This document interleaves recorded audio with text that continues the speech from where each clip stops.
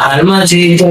જેનજીન લોકો છે હાલની જે યુવા પેઢી એને તમે શું સંદેશો આપી રહ્યા છો આ ટ્રસ્ટમાં? આજે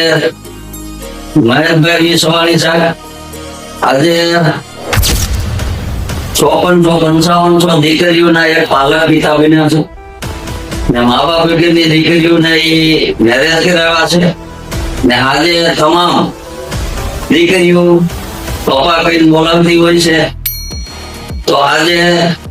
એને અમને ફાંસી દિશામાં લઈ ગયા છે તો હવે પછી અમે ફાંસી દિશામાં હાલશું એમાં અમે પાછા પડશું નહીં કારણ કે આજે અમે એને ગુરુ માની તોય ગણાય છે